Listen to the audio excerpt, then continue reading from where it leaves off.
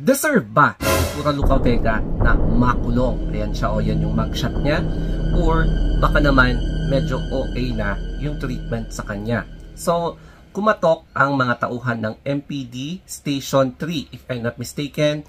Tapos, binasahan siya ng warrant. Kaya, nung time na yan, ayun na, napusasa na siya. Tapos, idiniretso na sa police station. Inaresto ng Manila Police District si Pura Luca Vega, or may tunay na pangalan na Amadeus Fernando Pagente, sa mga charges na immoral doctrine, obscene publications, at exhibition and indecent shows. So matatandaan naging controversial ang drag queens dahil sa kanyang viral na Ama Namin performance. So yan yung kuha according sa Bandera. So yan yung report ng Bandera.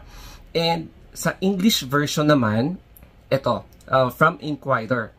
Manila Police District has arrested Amadeus Fernando Pagente, popularly known as Pura Luca Vega, for charges of immoral doctrines, obscene publications and exhibitions, and indecent shows.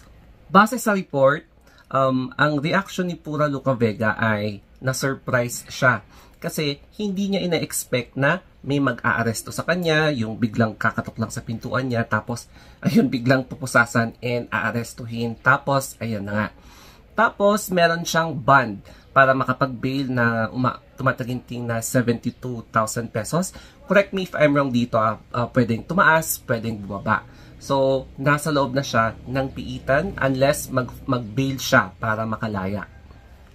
Ito kasi, dito nagsimula ang lahat, yung punot dulo. So, talakayin natin yung mga reasons.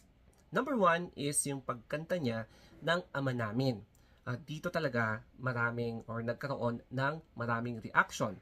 Kasi nga, yung Ama Namin is a form of a prayer, tapos ginamit niya ito as part of her presentation, plus meron kasing nag-remix ng song. So, ang dating, prayer plus parang may disco, so ganon. Kaya ang daming nag-react, especially sa mga religious groups.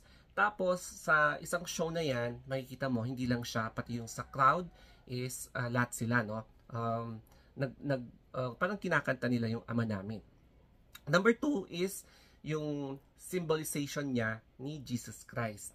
Makikita mo the way yung makeup style niya, and ginamit na yung kanyang natural na beard, yung bigote niya, tapos yung hairstyle, diba? Yung hairstyle na medyo curly, na mahaba, and yung mga props na ginamit niya, na tila parang similar yung presentation ng Jesus Christ na nakikita natin sa church. Ayan. Kaya marami na naman ang nag-react dito. Number 3 is yung pagpa-file ng case ng iba't ibang provinces or cities across the Philippines.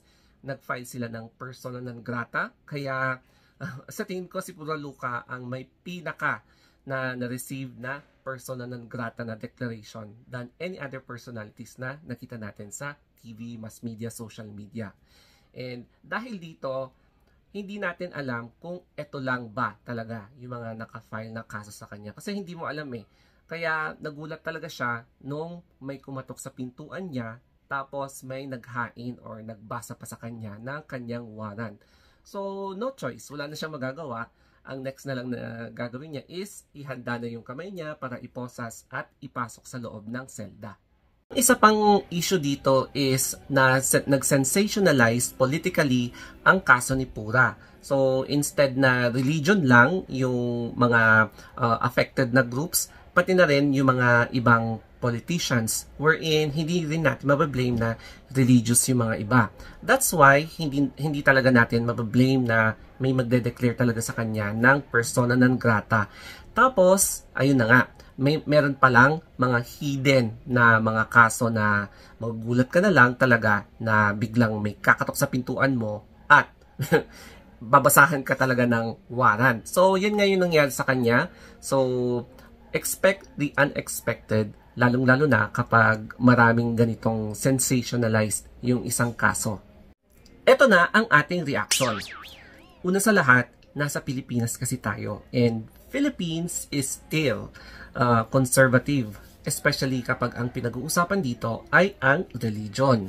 Kaya naman hindi mo talaga mabablame na kapag nagkaroon talaga ng medyo insensitive remarks sa mga religious related na topics, activities, mga ganyan, expect talaga na magkakaroon ng very strong reaction, criticisms, or even threats, no? Tapos, pwede ka rin talagang makasuhan. So, ganyan yung nangyari kay Pura Luca Vega. Kaya, hindi rin natin mapablame kung bakit ganito ang reaction ng mga kapwa nating Pinoy dahil conservative pa rin, di ba? And then, ang isa pa dyan is, may mga political leaders tayo na conservative. That's why widespread ang pag-declare ng persona non grata kay Pura Luca Vega.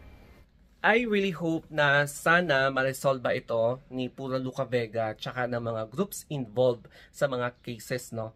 Kaya lang, it will really take time. It's because sa dami ba naman kasi na nag-file ng persona non grata sa kanya, kaya iisa-isahin niya ito. And talagang mahaba-habang panahon ito.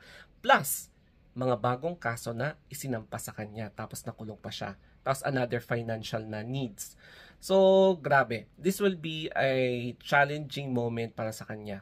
Kaya, this will be also a lesson for us na maging sensitive din, especially kapag kung ano yung sinasabi natin, ginagawa natin sa buhay para hindi tayo makaharap sa kung ano-ano mang kaso. Okay? So, sana may natutunan kayo dito sa video na ito. I am very sure may mga makaka-relate, especially sa kaso ni Pura Luca Vega. So, that's it guys. Thank you and God bless.